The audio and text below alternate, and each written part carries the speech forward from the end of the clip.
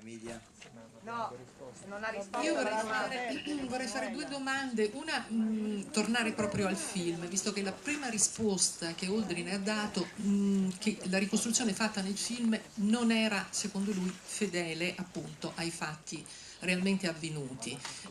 Per cui io vorrei una risposta, cioè capire perché lui non si è ritrovato in questa narrazione, in questo film.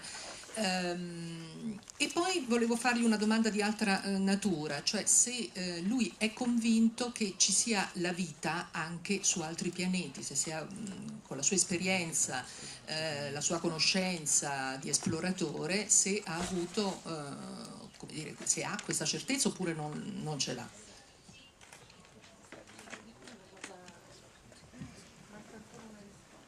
I'll answer the second question. No, I don't think anyone else does either, unless they're already from some other place and are covering it up. In which case, there are a lot of gullible people who might go along with them.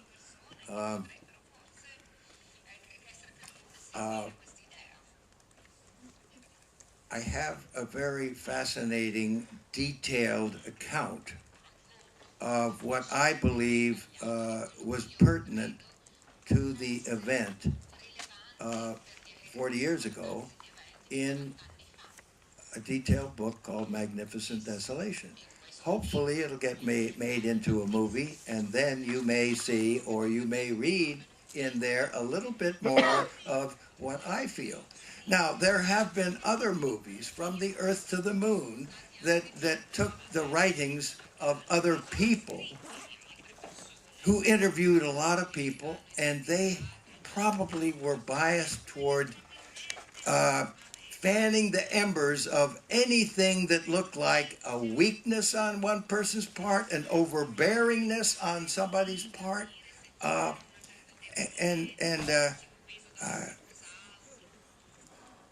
my father did never picket the White House. You got to be kidding! if he felt that angry about a stamp that didn't say Armstrong and Aldrin, it said first man on the moon. All right? Well, there were two people on the moon, not one. Okay, should I just say, wonderful, one man went to the moon, that's wonderful, let's celebrate all of that, let's have a stamp for that. Was it Lewis or was it Clark who did something first? We landed that spacecraft as a team. We landed that was the most important thing to do. I'd been outside the spacecraft before, the first really successful spacewalk in Gemini 12. But it was not the symbolic pleasure of the American people and of the media to have a junior person go outside first, even though that was always the way it was done in spacewalks. And even Apollo 9, the commander was inside and the lunar module pilot went outside through the hatch and came back in through the other spacecraft. Nobody thinks about those things if there's a little juicier controversy that can be fanned by somebody trying to point out the pros and cons of the decision one way or another, which clearly had not been made. There were timelines that clearly had the lunar module pilot going out first. Do you know that? There were. And there were people who somehow didn't want to make a decision. We call it a hot potato. Nobody wants to touch the hot potato. And our training is delaying, so we need to get a decision. And I wanted to get a decision on that. But Buzz, just to make sure we've answered the question for the lady, I think the question is really also comes back to, do you feel this film represents how it felt to make that journey? Are there things in the film which make it make it a reasonable and accurate representation of how it happened for you? Until you added the "for you." Oh, well, until that happened. It's a story about two guys that landed on the moon, and to try and make it specifically applicable to two individuals. I ask about you because you're the one I'm asking. Not because it's I about know, you. but you asked, does this give people a sense of the feeling? Yes, Yeah. it does. For the two actors who played those parts and followed the script very, very accurately, a very well written script.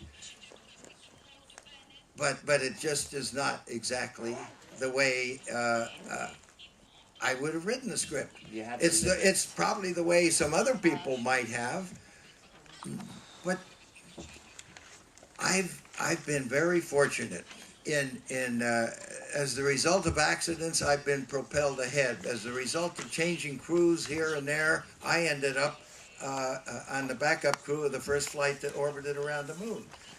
That wasn't a deserving role for a doctor of science from MIT coming into the space program, but that's what I got. I was on that wondrous backup crew that observed the training for the first human beings to go to another location and to build up in the same orbit that the next mission that went to the moon was in the same orbit that we went into on the third mission. They all laid the foundation one after another. And because of being on the backup crew, it was logical to be put on the third mission from them because we had crews for Apollo 9 and Apollo 10 already selected. So things just fell into place. Now, for very competitive people, does that sometimes make somebody a little jealous, perhaps, of a person that might get the cards coming his way, might get a couple of aces on the deal? I think we're dealing with human beings that have feelings, and they have feelings of desire to perform, to not make a mistake that we have to live with for the rest of our lives. Io credo che possiamo chiudere la conferenza, ringraziare i nostri ospiti, Basaldi, Richard Dale, Daniel Lapin, Sherin Salvetti, grazie a tutti voi per aver partecipato.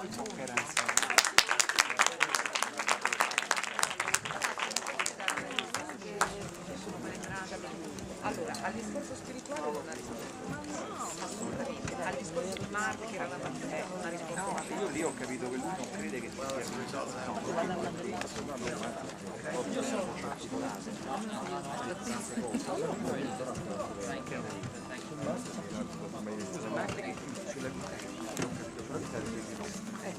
se qualcuno mi dice che vuol dire che viene da un altro cosa di Lugano dove ha detto sui viaggi